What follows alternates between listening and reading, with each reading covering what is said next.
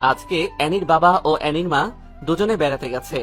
অ্যানির মা বাবা সামনে থাকলে হয়তো এসব বলতে পারতো না। শান্ত খেতে বসেও না খেয়ে চলে আসছে অ্যানির কথার জন্য। রাত শেষ হয়ে সকাল হয়। অ্যানি সকাল সকাল উঠে বের হয়। কতক্ষণ পরে শান্তর মোবাইলে একটা ফোন আসে। শান্ত, কোথায় তুমি? এই তো বাসায়। বাইরে বের হবা? কেন, কোনো কাজ আছে? পার্কের দিকে আসো। ওকে। শান্ত বের হয় নিধির সাথে দেখা করার উদ্দেশ্যে। নিধি শান্তর রিয়েল ফ্রেন্ড, কারণ সবসময় শান্তর খবর নেয়। শান্তর সাথে ক্লাস করে। পার্কে যাওয়ার পরে নিধির সাথে আড্ডা দিয়ে রেস্টুরেন্টে ঢুকলো।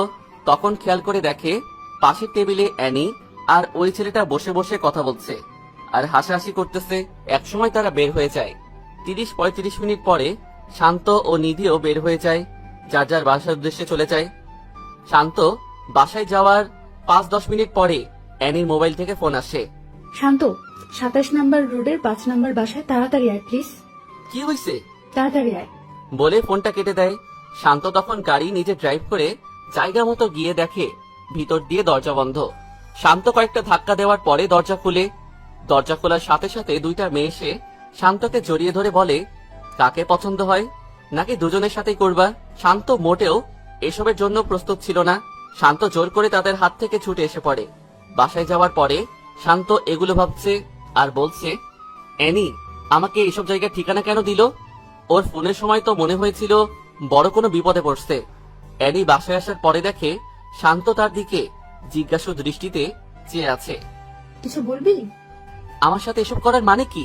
কি করছি? ফোন করে কোন জায়গার ঠিকানা দিছো? ও, সেই ব্যাপার। এসব করলা কেন? এখানে হাসার কি আছে? আমি তো মনে করছিলাম তুই যাবি না, কিন্তু তুই তো গেলি। মানুষের বিপদে মানুষ এগিয়ে যেতে হয়।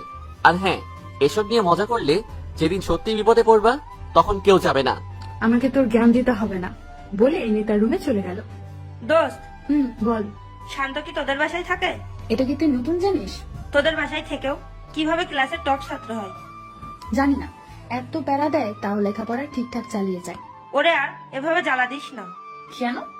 ভাগ্যের কথা তো বলা যায় না, একদিন তোর ভাগ্যেও জুটতে পারে। জুই, দেখতে কিন্তু সেই লেভেলের কিউট। তোর শৌখিনী মার্কা নজর এমনই লাগবে। বলে অ্যানি জুইকে ছেড়ে ক্লাসে চলে যায়। ক্লাস শেষে অ্যানি সামনে চেয়ে দেখে শান্ত আর নিধি একসাথে হেসে হেসে কথা বলছে আর হাঁটছে। এটা দেখে অ্যানির রাগ আরো বেড়ে যায়। অ্যানি বাসায় গিয়ে দেখে শান্ত তখনও বাসায় যায় নাই। অ্যানি বাসায় যাওয়ার 30-35 মিনিট পরে শান্ত বাসায় যায়।